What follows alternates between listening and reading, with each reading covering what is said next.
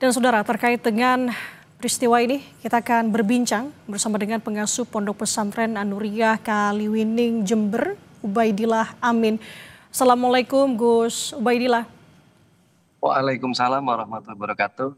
Ya Mbak, Gus Ubaidillah, dari kejadian robohnya Pondok Pesantren Al-Ghazini ini, apa sebenarnya bisa diambil makna ataupun pesan dari semua ini? yang pertama Mbak, kita sebagai pengasuh pesantren juga mengucapkan bela sungkawa. Yang kedua, terima kasih respon cepat dari pemerintah Mbak, baik itu dari pemerintah provinsi, pemerintah pusat maupun dari Basarnas yang segera melakukan tindakan cepat terhadap kejadian ini atas kejadian ini. Jadi menurut kami memang jadi kebetulan pesantren Al-Ghazini Buduran ini termasuk pesantren tua Mbak, atau pesantren sepuh ya kalau kita bilang, di salah satu di Indonesia. Pesantren kemerdekaan itu bahkan almarhum Pak Di saya kalau nggak salah alumni situ Mbak. Jadi menurut kami kadang pesantren itu Mbak, karena banyaknya jumlah santri itu kadang memang apa ya, jika membangun kamar untuk santri itu kadang memang dengan tukang-tukang yang memang tidak ada perhitungan Mbak. Jadi kalau menurut kami menginginkan mungkin dari pihak pemerintah, mau baik pemerintah pusat ataupun daerah, itu melakukan pendampingan Mbak. Jika pesantren itu ingin melakukan pembangunan kamar yang sifatnya sampai beberapa lantai gitu Mbak, supaya kejadian ini tidak terulang lagi. Oke. Gus Ubaidillah, tadi Anda sampaikan bahwa memang pesantren Al-Ghazini ini merupakan pesantren yang lama, sudah lama. Apakah secara pribadi Anda pernah bermain atau mengunjungi pesantren Al-Ghazini ini? Gambarannya seperti apa untuk dari segi bangunan? Apakah memang ini merupakan bangunan yang memang sudah lama begitu? Saya kalau terkait bangunannya belum tahu ya Mbak ya, apakah bangunan lama atau bangunan baru. Tapi yang jelas termasuk mungkin kalau bahasanya pesantren heritage itu Mbak, banyak bangunan-bangunan tua yang memang harus kita apa ya, lestarikan atau kita lindungi di situ. Santrinya juga banyak Mbak. Jadi menurut kami sudah selayaknya mungkin ada pendampingan Mbak, gimana supaya bangunan ini tetap kuat, ataupun kalau ada bangunan baru secara konstruksi itu aman, seperti itu Mbak. Jadi apa saja poin-poin yang memang Anda sampaikan tadi bahwa memang banyak pondok pesantren yang bangunannya heritage begitu, agar kasus-kasus seperti ini tidak terulang kembali, Gus? Menurut saya itu tadi pemerintah di sini hadir Mbak, memberikan apa namanya pendampingan. Kadang kan anggapan kita kan kalau terkait untuk sewa atau kita minta gambar ke arsitek itu kan mahal Mbak. Sedangkan pesantren itu kadang-kadang untuk membuat kamar itu kadang pengasuhnya itu mengeluarkan dana sendiri, ataupun ada dana apa ya, bantuan dari alumni, atau kadang ya dari usahanya gitu Mbak.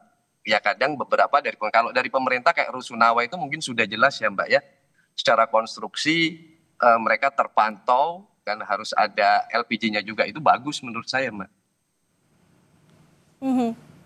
Oke. Gus Ubaidillah, selaku pengasuh pondok pesantren juga, kiranya apa yang menjadi fokus ataupun Gus Ubaidillah sendiri melihat kejadian ini, atau apalagi saat ini kondisinya masih ada korban di bawah reruntuhan bangunan pada saat proses evakuasi saat ini, Gus? Yang pertama saya yaitu selaku apa tindakan cepat penyelamatan Mbak. Karena saya dengar kan beberapa masih ada yang beberapa santri itu yang ada di dalam reruntuhan bangunan itu segera diselamatkan. Ya mungkin apa ya, secara safety alhamdulillah itu Basarnas sudah datang. Mungkin kalau masyarakat yang sekedar diangkat itu malah membahayakan. Nah jadi kita juga, saya meminta kepada mungkin ya wali santri juga harus sabar, percayakan kepada Basarnas pemerintah dalam mengevakuasi santri-santri yang ada di dalam reruntuhan itu, karena mereka juga melakukan itu dengan perhitungan cermat supaya tidak terjadi korban, seperti itu Mbak. Oke, itu jadi Kita dukunglah langkah-langkah yang dilakukan oleh pemerintah dan Basarnas ini untuk mengevakuasi itu. Oke, berarti memang sekarang harus ada langkah cepat ya, apalagi masih ada tanda-tanda kehidupan di mana santri masih ada di bawah Ya, reruntuhan bangunan. Yang roboh ini merupakan bangunan baru. Apa kiranya yang mungkin bisa Gus sampaikan kepada pemerintah setempat terkait dengan kondisi ini? ya ini sekali lagi Mbak, ini jadi pelajaran bagi kita, khususnya pondok pesantren jika ingin melakukan pembangunan, mungkin pemerintah juga Mbak, pemerintah supaya didampingi Mbak pesantren ini, jadi didata jika pesantren santrinya banyak, mau melakukan pembangunan sampai 2 atau 3 lantai, pemerintah hadir.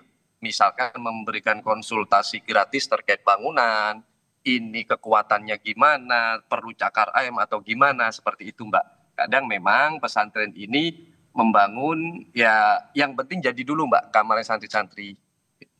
Yang saya tahu sih sampai kadang-kadang satu kamar itu bisa 20 anak santri atau 25 Mbak. Hmm, oke. Apalagi mengingat salah satu ponpes Al-Qazzini ini merupakan tadi Gus sampaikan bahwa ponpes yang memang sudah cukup lama begitu ya Gus ya? Cukup lama Mbak, dan itu saksi dari apa namanya, termasuk saksi dari kemerdekaan Republik Indonesia itu Mbak, perjuangan itu banyak kiai-kiai sepuh yang dulu mungkin mondok di situ. Beliau-beliau sudah nggak ada, mungkin pahlawan nasional kita, seperti itu. Oke, berarti artinya dengan lambangnya pondok pesantren ini sebenarnya banyak santri juga di sana ya Gus ya? Banyak, banyak Mbak, banyak, banyak. Bagus sekali. Oke, kita. Nah, yang selanjutnya Mbak, mungkin saya minta kepada wali murid tenang, kembali lagi saya katakan percayakan semuanya kepada pemerintah di sini Basarnas maupun Pemprov Jatim. Percaya dengan perhitungan insya Allah itu banyak santri yang masih ini yang sekarang masih ada di bawah reruntuhan bangunan itu, saya percaya insya Allah dengan apa ya, secara profesional akan selamat Mbak, saya yakin. Jadi wali murid, wali santri kami berharap tetap tenang, percayakan pemerintah, itu Mbak. Oke, itu yang menjadi harapan bersama. Semoga secepatnya korban bisa semuanya berhasil dievakuasi. Terima kasih Baik. sudah berkesempatan berbincang bersama kami di Breaking News Kompas TV. Ubaidillah Amin, pengasuh Ponpes An-Nuriyah Kaliwing Jember. Assalamualaikum Gus, sehat selalu. Waalaikumsalam.